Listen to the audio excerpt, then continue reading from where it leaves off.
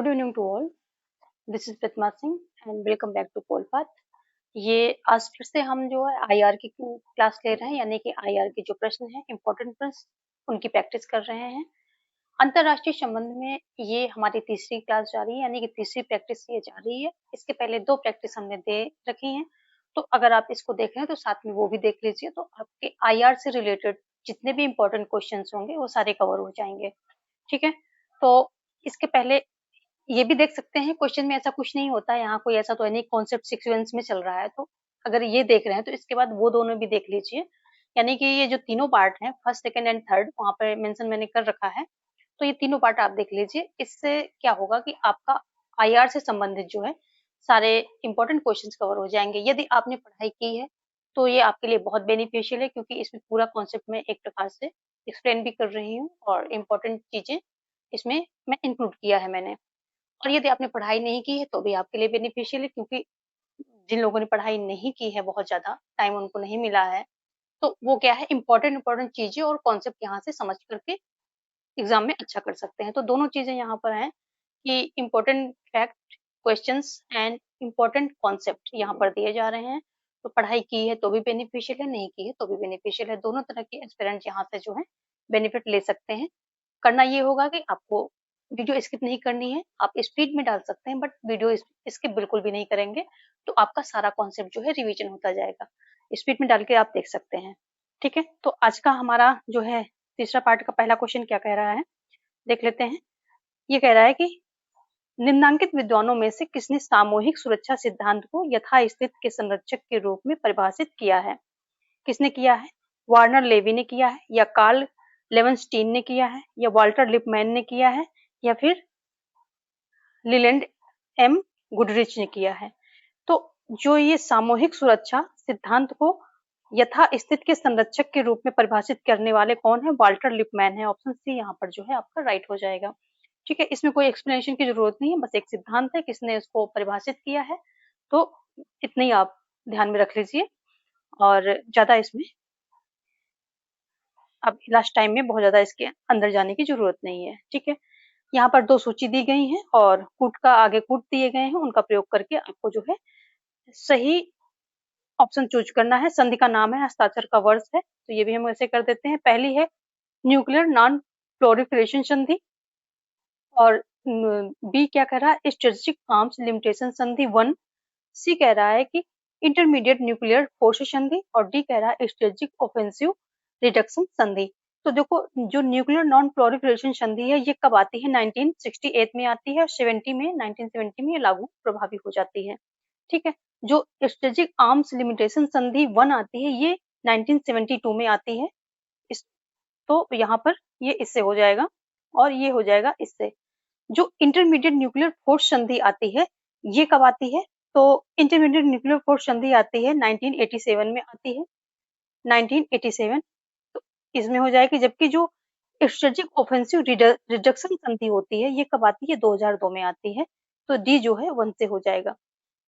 अब यहाँ पर एक बात और ध्यान रखने वाली है कि जो स्ट्रेटेजिक आर्म्स लिमिटेशन संधि 2 होती है वो कब आती है? जो फर्स्ट तो आपकी जो है फर्स्ट है ये हो गई 72 में आती है, लेकिन जो सेकंड होती है salt second, salt first and salt second, ये दोनों आती है। फर्स्ट कब आती है? 72 में आती है, और सेकंड कब आती है? सेकंड आती है 79 में। ठीक है, 79 में आती है, 1979 में 7 साल बाद दूसरी भी आ जाती है।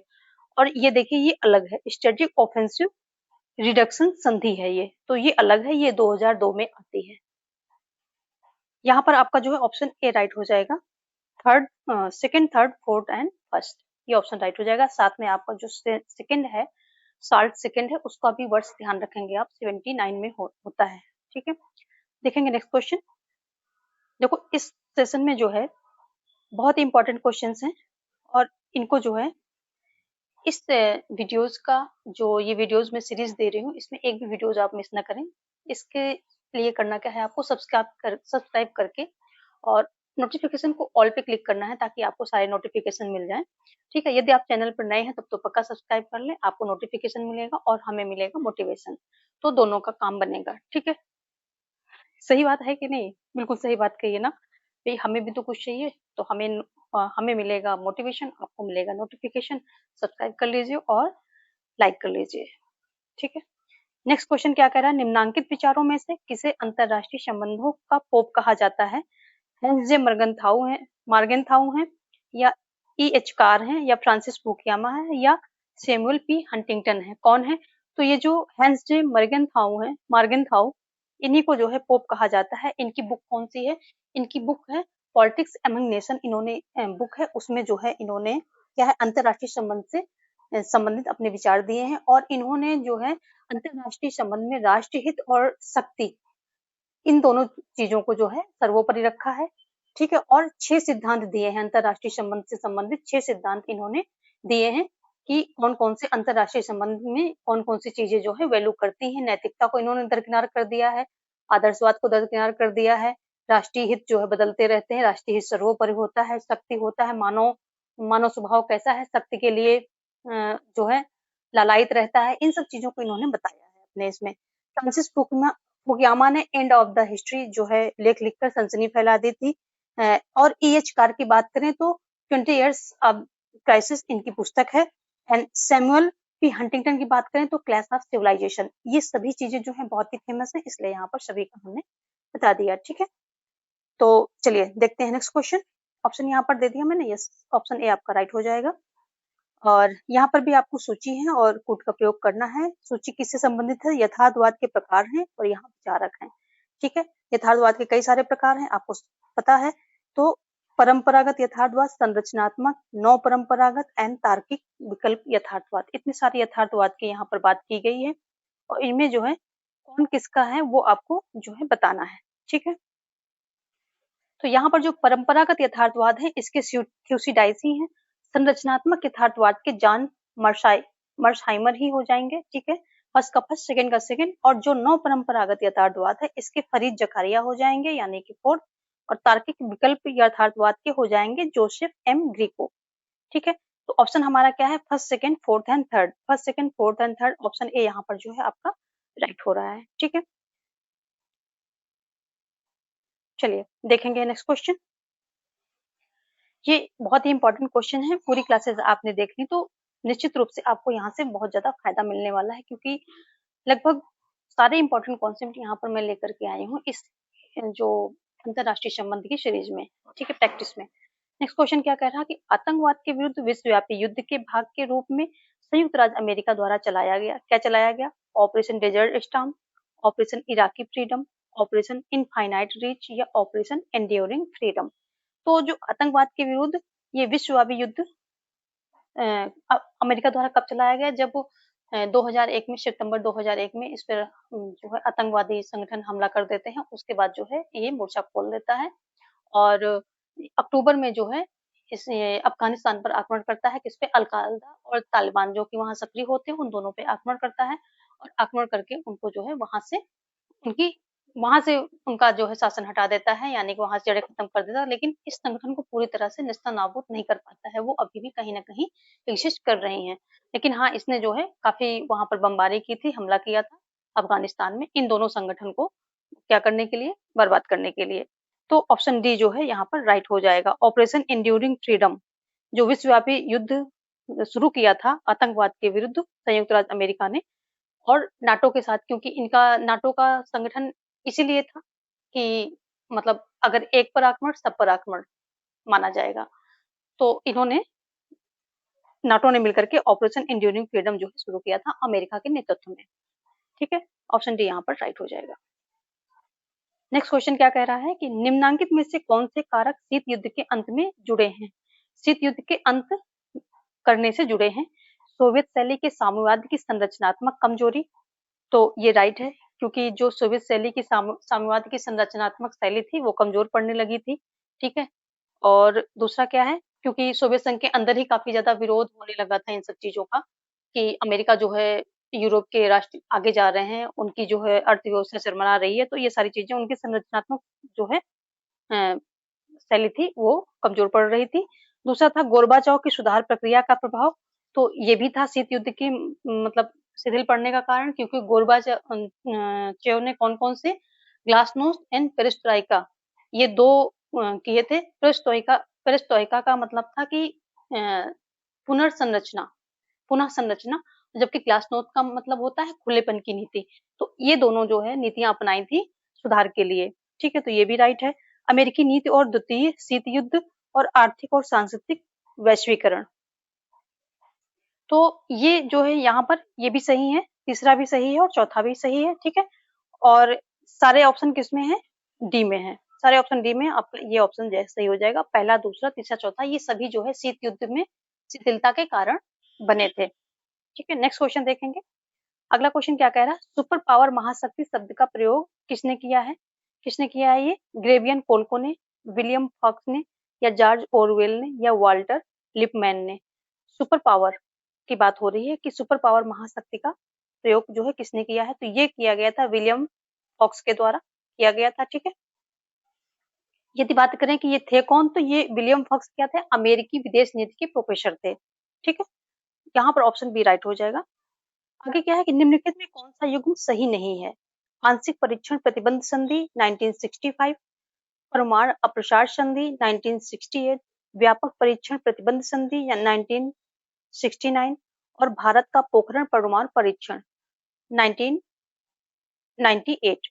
तो देखो ये पोखरण परीक्षण भी सही है। व्यापक परीक्षण प्रतिबंध संधि 1996 में आई थी, तो ये भी सही है। सीटीबीटी इसको बोलते हैं, सीटीबीटी बोलते हैं। परमाणु अप्रसार संधि तो ये 1960 में सॉरी 1968 में आई थी और कब ये 1970 में जो है लागू हो जाती है। यानी कि एनपीटी की बात हो रही है, non nuclear non proliferation treaty, इसकी बात हो रही है। एनपीटी, एनपीटी की बात हो रही है। और जो आंशिक परीक्षण प्रतिबंध संधि यानी कि पीटीबीटी, जो पीटीबीटी है इसका वर्ष क्या है? 1963 था। 95 ना होकर के 1963 था। तो यही पर ऑप्शन जो है सुमेलित नहीं है, यानी कि ये सही नहीं है। बाकी यहाँ पर सभी सही हैं। तो आंसर आपका ए हो जाएगा। ये संधियां आपको जो है ये अच्छे से आपको लर्न करनी है, याद करनी। सारी इंपॉर्टेंट संधियां मैं बार-बार यहाँ पर रखने की कोशिश कर रही हूँ, ताकि आपको बार-बार देख के रिपीट भी हो जाए, लर्न भी हो जाए। तो ये इंपॉर्टेंट संधियां हैं, ठीक है? इन पे थोड़ा-सा ध्यान देना है आपको। नेक्स्ट क्वेश्चन क्या कह रहा है कि जनवरी 2002 में निम्नलिखित में से किन देशों को अमेरिकन राष्ट्रपति द्वारा दुष्टता की धुरी के रूप में वर्णित किया गया? ये क्वेश्चन बार-बार रिपीटेडली आता है।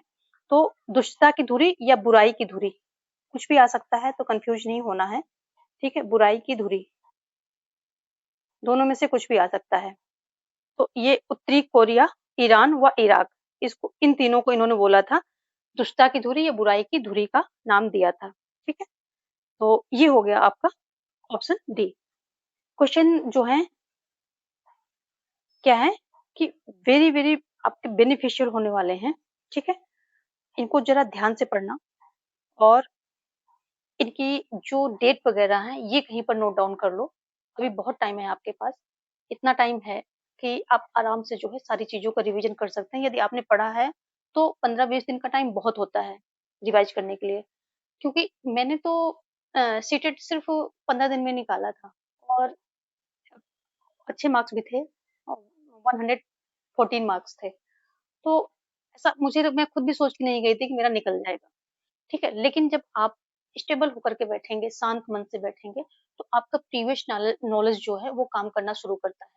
यदि आप हड़बड़ाहट में हाय नहीं आ रहा, मुझे नहीं आ रहा, या 1-2 क्वेश्चन देखकर ही घबरा गए, तो आगे का सारा कॉन्सेप्ट आपका बिगड़ जाना है, क्योंकि आपका माइंड जो है पैनिक ले लेगा। और पैनिक ले लिया तो अभी का पढ़ा और जो इतने सालों से आप पढ़ ही तो रहे हैं, वो सारा पढ़ा जो है बेकार हो जाता है।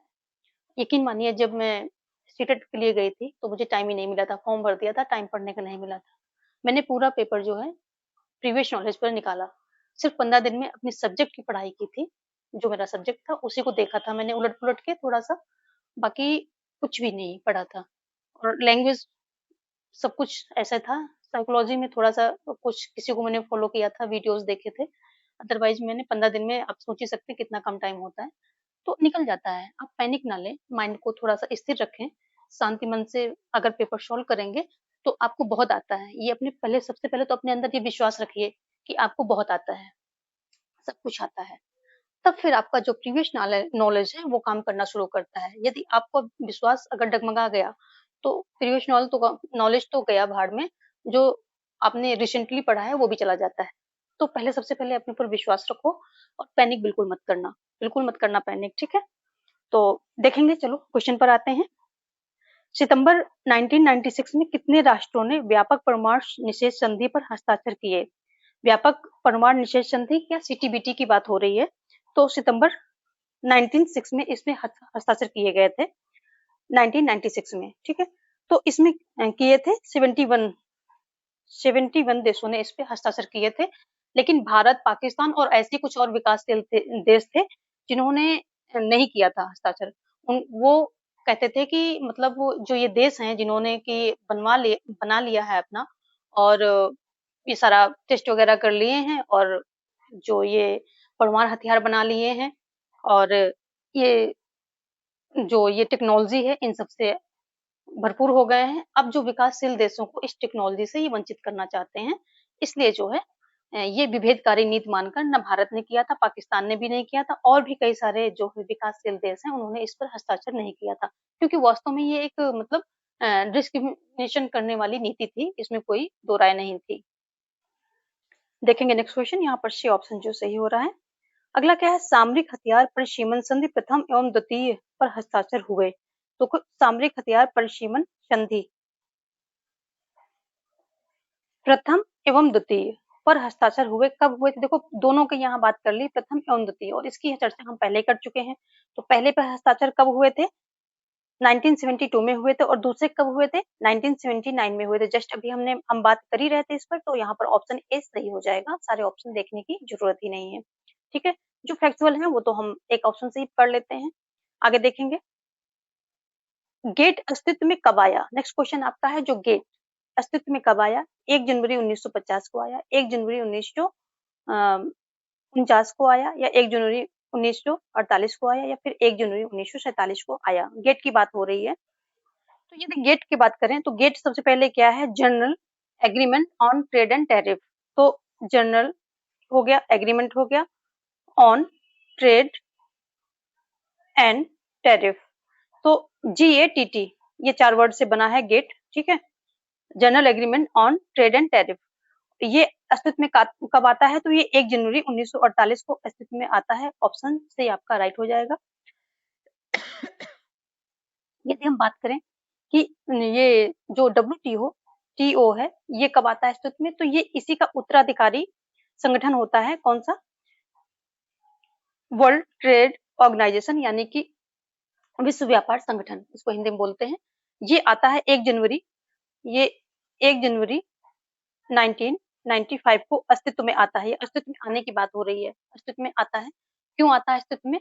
क्योंकि जो ये गेट है इस पर क्या है? विकासशील देशों द्वारा विभेदीकरण के आरोप लगाए जा रहे थे। तो फिर जो उरुग्वे सम्मेलन का दौर चला, उसके बाद ये 1 जनवरी 1995 में क्या है? ये गेट की जगह पर WTO आ जाता है, ठीक है? ऑप्शन यहाँ पर सी सही हो जाएगा, और WTO इसका उत्तराधिकारी है, तो ये 1995 में आता है। चलिए देखेंगे नेक्स्ट क्वेश्चन अब हम। अगला क्वेश्चन क्या कह रहा है कि भारत पर पोखरण सेकंड के उपरांत लगाए गए प्रतिबंधों को अमेरिका ने कब हटाया था? 60वां संयुक्त राष्ट्र महासभा की बैठक के दौरान सितंबर 2005 में हटाया था। बी कह रहा है 11 सितंबर 2001 में 9/11 हमले के बाद हटाया। सी कह रहा है जनवरी 2005 में बुश के दूसरे कार्यकाल के प्रारंभ की पूर्व संध्या पर हटाया गया, या फिर डी यहाँ पर नहीं ऑप्शन दिया है, तो अमेरिका द्वारा 2003 में कर लेते हैं। अमेरिका द्वारा इराक पर हमले के बाद जो हटाया गया। तो जो ये प्रतिबंध थे ये कब? 11 सितंबर 2001 में 9/11 हमले के बाद जो है हटा लिया गया था, ठीक है? ऑप्शन बी यहाँ पर राइट हो जाएगा। जब अमेरिका पर हमला होता है आतंकवादी संगठन का, उसके बाद जो है भारत पर से पोखरण प्रतिबंध जो लगे थे, उस पोखरण ये परीक्षण जो हुआ था उसके कारण जो प्रतिबंध लगे थे, उन प्रतिबंधों को हटा लिया गया था। ऑप्शन बी यहाँ पर राइट हो जाएगा, ठीक है? आगे देखेंगे, यदि कोई हथियार नहीं होंगे तो कोई युद्ध नहीं होगा, यह धारणा किस पर आधारित है? ठीक है, सेशन को सभी लाइक करेंगे, ठीक है? बहुत ही इंपॉर्टेंट क्वेश्चन है आपके लिए ये, और बहुत ही अच्छे क्वेश्चंस हैं। और काफी मेहनत के बाद यहाँ पर लाए जा रहे हैं, तो सेशन को लाइक करना तो बनता है। फटाफट जितने लोग देख रहे हैं सेशन को लाइक कर दें और अपने सभी दोस्तों में इसको शेयर भी कर दें, ठीक है। और कमेंट आप लोग देते ही नहीं है कि ये क्लासेस आपको कैसी लग रही हैं, इसमें क्या और इम्प्रूवमेंट होना चाहिए, क्या आप और चाह रहे हैं, कौन सा टॉपिक चाह रहे हैं। इवन मैं कोई क्वेश्चन वहां पर छोड़ती हूँ, उसका भी कमेंट नहीं देते, तो कमेंट भी दीजिए भाई। ऐसे काम थोड़ी चलता है, लाइक शेयर सब्सक्राइब कमेंट सब कुछ चाहिए, ठीक है। तभी हमें जो है आगे और क्लासेस लाने के लिए गाइडलाइन भी मिलती हैं, और क्या होता है कि थोड़ा सा मोटिवेशन भी मिलता है। सब कुछ चाहिए ना काम करने के लिए, थोड़ा ना थोड़ा तो कुछ रिलेशन बनाने पड़ते हैं, कुछ ना कुछ तो वहां पर हमारी तरफ से भी होगा और आपकी तरफ से भी कुछ आना चाहिए। ऐसे चुपचाप वीडियोस देख के चले जाएंगे, ऐसे तो काम नहीं बनता है। कुछ तो हम, आप भी बताइए, आप रिस्पॉन्स करते हैं तो हमें लगता है ठीक है हमारा ये व्यूअर है, आपका नाम देखते हैं, आईडी देखते हैं वहां पर कि ठीक है ये हमारे व्यूअर्स हैं, आप भी हम आपसे परिचित होते हैं, शकल से नहीं आपके नाम से परिचित होते हैं, तो संबंध जरूरी है, ठीक है। ठीक है, तो क्वेश्चन देखते हैं। यदि कोई हथियार नहीं होंगे तो कोई युद्ध नहीं होगा, यह धारणा किस पर आधारित है? सुरक्षा पर, राष्ट्रवाद पर, शक्ति का संतुलन या निशस्त्रीकरण पर? किस पर आधारित है ये? तो ये धारणा किस पर आधारित है? निशस्त्रीकरण पर आधारित है। ये निशस्त्री, इसका मतलब ये है कि हथियार नहीं होंगे। हथियार मनुष्य क्यों लड़ते हैं? क्योंकि उनके पास हथियार है, इसलिए वो हथियारों से लड़ते हैं, एक दूसरे को मर्डर करते हैं, हत्या करते हैं। यदि उनके पास हथियार ही नहीं होंगे तो क्या वो किसी को मारेंगे? तो इसका कहने का मतलब कि जो जितने भी हथियार बने हुए हैं उन सबको समाप्त कर दो और नए हथियार बनाने पर रोक लगा दो। जब हथियार ही नहीं होंगे तो फिर क्या, युद्ध भी नहीं होगा, ठीक है। यहाँ पर ऑप्शन डी जो है ये राइट हो जाएगा। संयुक्त राष्ट्र संघ, संयुक्त राष्ट्र शब्द को किसने बनाया? देखिए वेरी इंपॉर्टेंट क्वेश्चन है। रूजवेल्ट ने बनाया, चर्चिल ने बनाया, या फिर नेहरू ने बनाया, या फिर जो है बनाने वाले हैं इसको स्टालिन। तो ये अमेरिकी राष्ट्रपति जो थे फ्रैंकलिन डी रूजवेल्ट के द्वारा इस शब्द को बनाया गया। संयुक्त राष्ट्र, जो संयुक्त राष्ट्र शब्द है, रूजवेल्ट, फ्रैंकलिन डी रूजवेल्ट इनका पूरा नाम है, उन्हीं के द्वारा ये गढ़ा गया है, ठीक है। आगे क्वेश्चन देखेंगे, क्या कह रहा है कि किस वर्ष को सार्क में गरीबी उन्मूलन वर्ष के रूप में प्रारूपित किया गया था? 1995 में, 1996 या 1997 या फिर 1998? किस वर्ष में किया गया था? देखो ऐसे क्या है कि आप कमेंट में अगर जो है आंसर करते हैं तो उससे आपका फिक्सेशन होता है। सिर्फ आपने मन में सोच लिया या फिर गलत हो गया, वीडियो देखिए, उसको पॉज कीजिए, या फिर आपको आता है तो यूं ही कमेंट में आंसर टाइप करते रहिए। आंसर टाइप करने से आपका जो है फिक्सेशन होता है और वो चीज आपको तुरंत नहीं समझ में आती, लेकिन एक लॉन्ग टाइम में बहुत अच्छा रिजल्ट देती है। हमको पता नहीं चलता है, हमारा माइंड उसको जो है लेता रहता है, अडॉप्ट करता रहता है। तो ये सब चीजें जो है बहुत इंपॉर्टेंट पार्ट है लर्निंग का। रिवीजन पे आप लोग पक्का ध्यान दीजिए। रिवीजन जो है आप अभी जो है रिवीजन ही ध्यान रखिए, इंपॉर्टेंट क्वेश्चंस की प्रैक्टिस लगाइए और रिवीजन करिए। जो भी आपने पढ़ा है अभी तक, नया कुछ मत देखिए, जो इंपॉर्टेंट क्वेश्चन है उनकी प्रैक्टिस लगाइए और रिवीजन देखिए। जो पढ़ लिया है उसका रिवीजन करते रहिए, ये इंपॉर्टेंट चीजें हैं। अब नई चीजों से बचें। प्रैक्टिस में जो आ जाए, प्रश्नों के थ्रू कोई इंपॉर्टेंट क्वेश्चन आ रहा है उसमें आ गया तो ठीक है, उतना कॉन्सेप्ट आप देख लें, बहुत डेप्थ में जाने की जरूरत नहीं है। अदरवाइज अब नई चीजों से बचें, जितना रिवीजन कर लेंगे उतना जो है आपके आंसर वहां पर राइट जाने वाले हैं, ठीक है। तो ये जो है 1995 यानी कि ऑप्शन ए राइट हो जाएगा। यहाँ पर जो गरीबी उन्मूलन वर्ष 1995 जो था, इसमें गरीबी, सार्क में गरीबी उन्मूलन वर्ष के रूप में इसको प्रारूपित किया गया था, ठीक है। इसमें क्या है, 1995 में 8वां सम्मेलन था, किसका? सार्क का 8वां सम्मेलन था। और कहाँ हुआ था? ये दिल्ली में हुआ था, ठीक है। ये दिल्ली में हुआ था और इसी में जो है इसकी थीम थी सार्क में गरीबी उन्मूलन। और अगर हम बात करें सार्क की स्थापना कब होती है, तो सार्क की स्थापना होती है 1985 में होती है, ठीक है। 1985 में होती है इसकी स्थापना। देखेंगे नेक्स्ट क्वेश्चन। अगला क्वेश्चन क्या कह रहा है कि ये भी सूचियां हैं, आपको मेल करना है और कोड का प्रयोग करना है। सूची 1 है विश्लेषक और दूसरा है विचार, ठीक है। यहाँ पर देखेंगे, पहला कह रहा है चार्ल्स क्रोथहेमर, दूसरा है हंटिंगटन, तीसरा है फ्रांसिस फुकुयामा और पॉल केनेडी। ये 4 जो है यहाँ पर विश्लेषक हैं और इनके विचार आगे क्या है वो देखना है। तो देख लेते हैं इनके विचार क्या है सभी के। जो चार्ल्स क्रोथहेमर हैं, इनका द यूनिपोलर मोमेंट है, यानी कि ये 4th में आ जाएंगे। हंटिंगटन तो काफी फेमस है, आप सभी को पता है। द क्लैश ऑफ सिविलाइजेशन, यानी कि ये 3rd हो जाएगा। फ्रांसिस फुकुयामा, ये भी इनके अभी विचार काफी पसंद है, एंड ऑफ हिस्ट्री। जो पॉल केनेडी है, तो इनका भी the rise and fall of the great powers Kennedy, ये आपका जो है ऑप्शन हो जाएगा। और यहाँ पर ऑप्शन कौन सा राइट हो रहा है ये भी आपको बताना है, ठीक है। तो कौन सा है, fourth, third, first and second, option A यहाँ पर जो है आपका राइट हो जाएगा। चलिए यहाँ पर जो है आपका ऑप्शन ए राइट हो रहा है। और हम देखेंगे नेक्स्ट क्वेश्चन। अगला क्वेश्चन भी सूची से संबंधित है और इसमें सूची 1 को दूसरे से मेल करना है। सूची 1 में क्या है, नेताओं का नाम दिया गया है जो फेमस नेता हैं जिनको आप बार-बार पढ़ते हैं, और यहाँ पर देश का नाम दिया गया है। तो यहाँ सुकर्णो है, होन ची मिन है, चाउ एन लाई है, ग्ला और गमाल नासिर है और एनक्रोमा है। तो देखो एनक्रोमा जो है कहाँ से है, एनक्रोमा तो घाना से है, ठीक है। और गमाल नासिर नेहरू नासिर टीटो, ये तो आपने पढ़ा ही होगा। तो ये जो है कहाँ से है, नासिर मिस्र से है, ठीक है। और जो चाउ एन लाई है कहाँ से, चीन से है, ठीक है। सुकर्णो कहाँ से हो गए, ये घाना से हो गए। सुकर्णो सुकर्णो इंडोनेशिया से है, ठीक है। सुकर्णो जो है इंडोनेशिया से है। और हो ची मिन ये कहाँ से है, ये वियतनाम से है, ये वियतनाम से है, ठीक है। तो यहाँ पर क्या है, अच्छा ऑप्शन नहीं दिए हैं, तो देखिए आपका हो जाएगा सी, सी ए, सी ई, सबसे पहले वो आ जाएगा आपका सी, फिर ई और फिर ए, देन फिर बी आ जाएगा और फिर हो जाएगा डी आ जाएगा, ठीक है। तो यहाँ पर मिले हुए हैं, आप देख सकते हैं इसको। और चलिए देखते हैं नेक्स्ट क्वेश्चन। अगला क्वेश्चन क्या कह रहा है कि वर्तमान दशकों में चीन की विदेश नीति का केंद्रीय मार्गदर्शक सिद्धांत कौन सा रहा है। तो कौन सा रहा है, उदार दर्शन या कम्युनिस्ट दर्शन या धर्म दर्शन या लोकतांत्रिक दर्शन। तो वर्तमान दशकों में चीन की जो विदेश नीति का केंद्रीय मार्गदर्शक सिद्धांत कम्युनिस्ट दर्शन रहा है, ठीक है। जो ये कम्युनिस्ट दर्शन है ये पूरा जो माओ जेदांग के विचार पर आधारित है। और जो चीन की ये कम्युनिस्ट पार्टी है ये भी माओ जेदांग के विचारों पर आधारित है। तो यहाँ पर हालांकि बीच में जो है कुछ इसमें सुधार किए गए थे।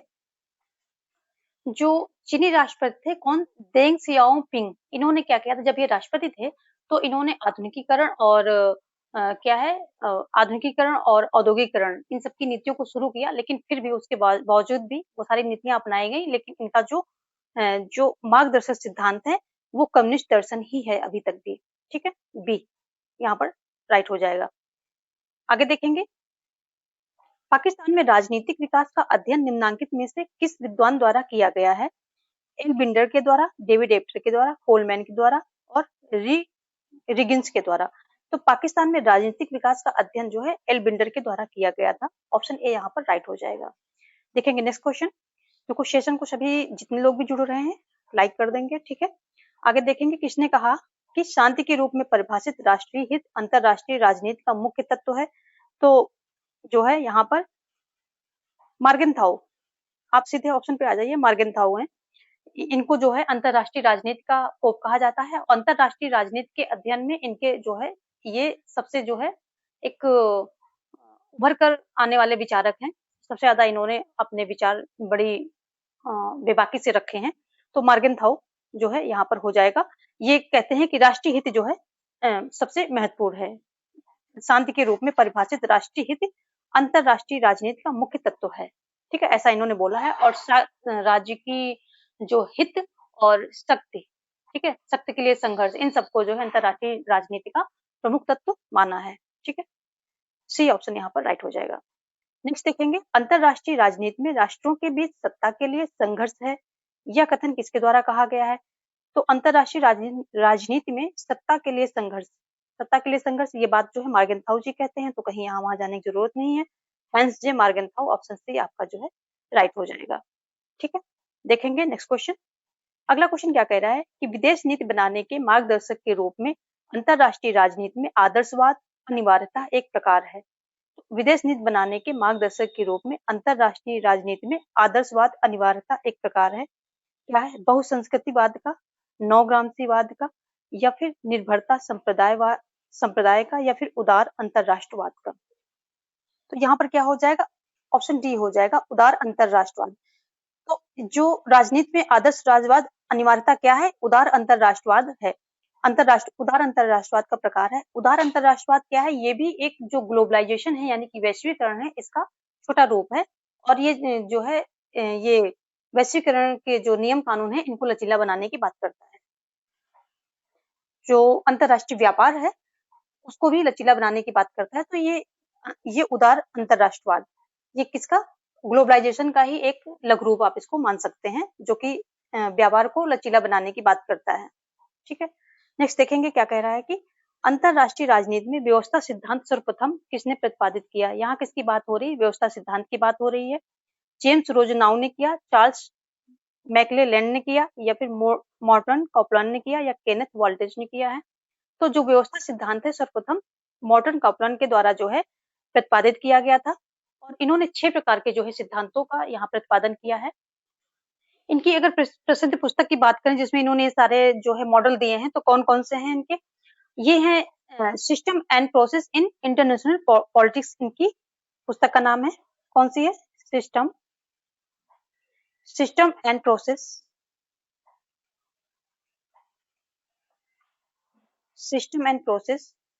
इन इंटरनेशनल पॉलिटिक्स, इंटरनेशनल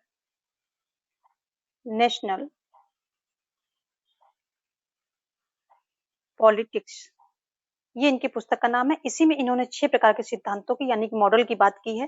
पहला कौन सा है? शक्ति संतुलन मॉडल। ठीक है, शक्ति संतुलन मॉडल की बात की है इन्होंने। दूसरा क्या कहा है इन्होंने? जो है शिथिल द्विध्रुवी मॉडल, शिथिल द्विध्रुवी मॉडल।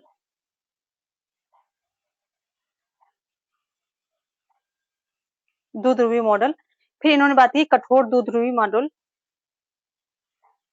कठोर द्विध्रुवी मॉडल। फिर किया है इन्होंने बात सर्वात्रिक कर्ता मॉडल, 4 सर्वात्रिक कर्ता मॉडल। उसके बाद किया है सोपानिक कर्ता निकाय, 5वां है सोपानिक कर्ता निकाय। ठीक है, फिर उसके बाद है इकाई वीटो निकाय। छठा क्या है? इकाई वीटो निकाय। ये इन्होंने जो है 6 प्रकार के मॉडल दिए हैं। कौन सी? अपनी पुस्तक system and process in international politics, ये इनकी फेमस पुस्तक है, इसकी मॉर्टन कॉपलान का। ये पहले व्यक्ति हैं, पहले विचारक हैं जिन्होंने क्या है व्यवस्था सिद्धांत पर अपना जो है सिद्धांत प्रतिपादन किया था, यानी कुछ मॉडल दिए थे। अगला देखेंगे। नेक्स्ट क्वेश्चन कह रहा है कि वॉलस्टीन का विश्व अर्थव्यवस्था से संबंधित निम्नांकित कथनों पर विचार कीजिए। ठीक है, कौन सा? यहाँ पर जो है 2 आपके सेंटेंस दिए गए हैं। कौन-कौन से हैं? इसके स्थानपरक आयाम हैं, स्थानपरक आयाम हैं। कौन-कौन से हैं? परिधि, अर्धपरिधि एवं मूल राज्य। तो क्या हुआ? ये हो गया मूल राज्य, ठीक है। ये हो गए परिधीय, ठीक है। मतलब अर्धपरिधीय, बीच में है अर्धपरिधीय, और ये हो गए जो है परिधीय, ठीक है। ये हो गए परिधीय। तो ये जो है ये विकासशील देश होते हैं, और ये अल्प विकसित देश होते हैं, यानी कि जो बहुत गरीब होते हैं, और ये मूल राज्य होते हैं जो जो मतलब विकसित राज्य होते हैं, प्रभावशाली होते हैं, वो होते हैं। तो ये इनका जो है कॉन्सेप्ट है। इसको मैंने कई जगह एक्सप्लेन किया हुआ है। चलिए अभी जो है यही देख लीजिए आप इतना। परिधि, अर्धपरिधि एवं मूल राज्य, इसका जो है इन्होंने कॉन्सेप्ट दिया है। और ये क्या कहते हैं कि जो ये मूल राज्य होते हैं ये इनका शोषण करते हैं, ठीक है। और ये जो अर्धपरिधि होते हैं ये इनका शोषण करते हैं, और मूल राज्य भी इनका शोषण करते हैं। तो ये 2 लोगों के द्वारा शोषित मतलब इनका शोषण होता है, जबकि अर्धपरिधि का मूल राज्य के द्वारा होता है। तो मतलब जो जिससे गरीब है उसका शोषण कर रहा है, ठीक है। ये है जो मूल राज्य हैं तो अर्धपरिधि और परिधि दोनों का करते हैं, और जो अर्धपरिधि है वो परिधि का करते हैं, ठीक है। दूसरा सेकंड ऑप्शन क्या कह रहा है? इसके लौकिक आयाम है चक्रीय, ताल, सेकुलर प्रवृत्तियां, रणनीतिक एवं कंप्यूटर गणना। तो ऐसा कुछ नहीं है। तो यहाँ पर पहला सही है और दूसरा है गलत। पहला सही है और दूसरा गलत है। तो पहला सही, केवल एक सही, ऑप्शन ए यहाँ पर सही हो जाएगा। केवल एक सही है, यानी कि पहला सही है, ठीक है। अगला क्वेश्चन क्या है कि तीसरी दुनिया की पहचान निम्न आय के अतिरिक्त निम्नलिखित में से और किनके किनके होने से होती है, ठीक है? किसकी उससे होती है? तो निम्न आय तो है ही, तीसरी दुनिया की एक पहचान है कि उनकी निम्न आय होती है क्योंकि वो अल्प विकसित या फिर शोषित ऐसे देश होते हैं। दूसरा है, और उसके अलावा कौन-कौन से होते हैं? सामाजिक असमानता, आर्थिक समृद्धि मानव तथा अर्थ संबंधी निर्धनता, लिंग असमानता, तो ये सारी चीज़ें यहाँ पर दी गई हैं। तो यहाँ पर आपको बताना है कि और कौन-कौन सी जो ऐसी चीज़ें हैं कि जो है ये और संकेत करती हैं कि तीसरी दुनिया के ये लोग हैं।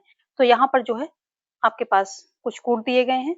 वैसे मैं यहीं पर बता देती हूँ, जो आर्थिक समृद्धि ये तो नहीं होगी, सामाजिक असमानता और मानव तथा अर्थ संबंधी निर्धनता, लिंग असमानता, ये सारी चीज़ें जो है इनके अन्य संकेत होते हैं कि तीसरी दुनिया के लोग हैं। तीसरी दुनिया के लोग हैं, कौन से होते हैं? जो अ, शोषित किए जिनका शोषण हुआ रहता है लंबे समय तक।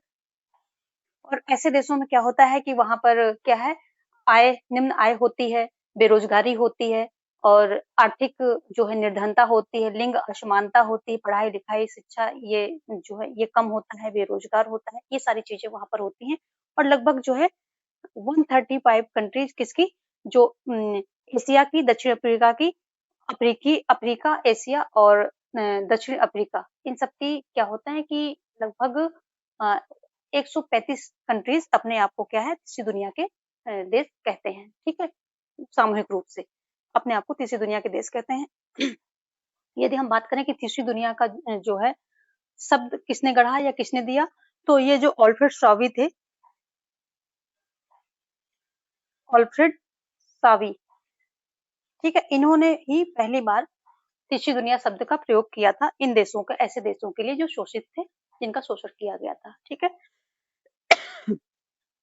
यहाँ पर जो है ऑप्शन आपका जो है क्या है, पहला, दूसरा और चौथा, पहला, तीसरा और चौथा राइट हो जाएगा। देख लेते हैं ऑप्शन क्या-क्या है। पहला, तीसरा और चौथा, ऑप्शन बी जो है यहाँ पर आपका कौन-सा, ऑप्शन बी यहाँ पर राइट हो जाएगा, ठीक है? देखेंगे हम नेक्स्ट क्वेश्चन अब।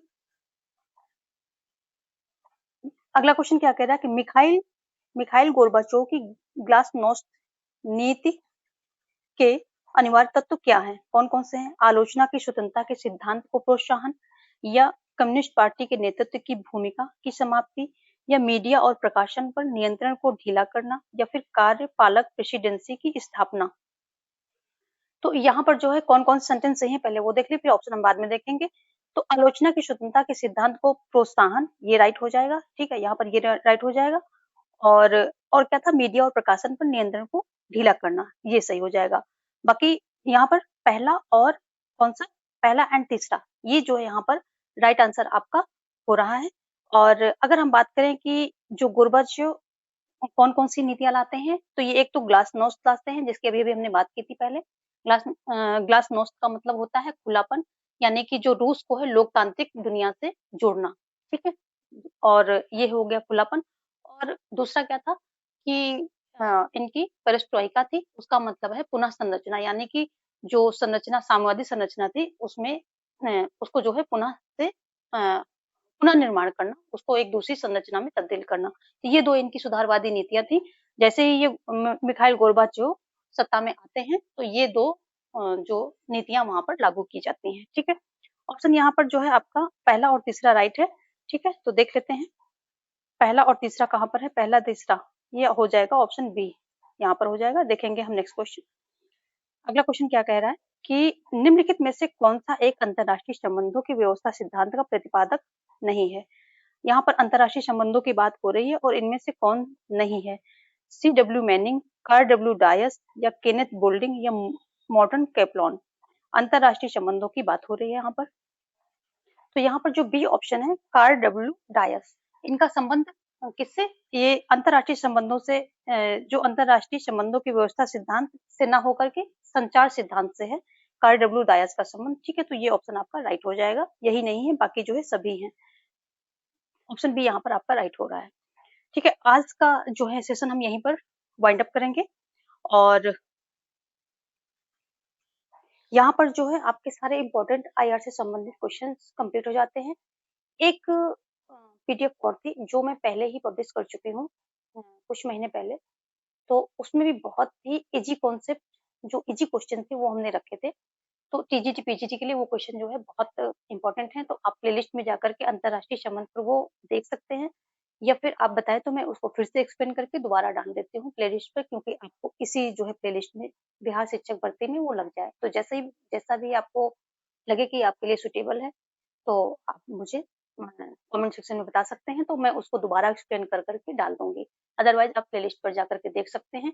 जो नए क्वेश्चन हमने रखे हैं, जो इम्पोर्टेंट नए क्वेश्चन, थोड़ा tough level and medium level के लेकर के यहाँ पर मैं अभी रखे हैं, और जो ईज़ी लेवल है वो पहले से प्लेलिस्ट में लगा हुआ है। लेकिन वो बहुत इम्पोर्टेंट है, क्योंकि ईज़ी पार्ट काफ़ी ज़्यादा कवर होता है आपके पेपर में। कोई भी पेपर बने उसमें ईज़ी पेपर जो है लगभग काफ़ी पार्ट उसमें कवर होता है। तो वो काफ़ी इम्पोर्टेंट है, या तो आप प्लेलिस्ट में जाकर के देख लें, या फिर आप कमेंट बॉक्स में जो है अपना सजेशन दें कि क्या मैं उसको फिर से एक्सप्लेन करके उसी पीडीएफ को फिर से एक्सप्लेन करके अपलोड कर दूँ, पब्लिश कर दूँ, ताकि आपको एक साथ ये सारी वीडियो पार्ट में मिल जाएँ, आपको ढूँढना ना पड़े। तो जैसा है बता दीजिए, 1-2 घंटे का टाइम और लगेगा, 1 घंटे का, मैं वो भी एक्सप्लेन करके इसी प्लेलिस्ट में लगा दूँगी, इसी पार्ट 4 बना करके उसको लगा दूँगी। ठीक है? तो ये हो गया, और इन जितने क्वेश्चन हैं इनको 2-3 बार अगर आप सुन लेंगे तो सारा कॉन्सेप्ट आपको लर्न हो जाना है, क्योंकि आपने पहले से पढ़ाई कर रखी है, ओनली रिवीजन की बात है, और काफ़ी कुछ यहाँ से आपको जो है एग्ज़ाम में देखने को मिल सकता है। ठीक है? काफ़ी अ, जो है इम्पोर्टेंट क्वेश्चन रखने की कोशिश की है, जो कि आपको मदद करेंगे एग्ज़ाम्स में, और इस सेशन को जो है बिल्कुल अपने सभी दोस्तों में शेयर कर दें, जो भी ग्रुप है उसमें शेयर कर दें, लाइक करना बिल्कुल ना भूलें, और यदि अभी तक सब्सक्राइब नहीं किया है, तो सब्सक्राइब कर लें। मैं देखती हूँ कि बहुत सारे जो है न्यू व्यूअर्स आते हैं, और जो है मतलब देख करके विदाउट सब्सक्रिप्शन चले जाते हैं, तो ऐसा मत करो, सब्सक्राइब कर लो, ताकि आपको नोटिफिकेशन मिले और मुझे मोटिवेशन मिले। ओके, तो thanks for watching and keep learning, have a great life. जय हिंद, जय भारत।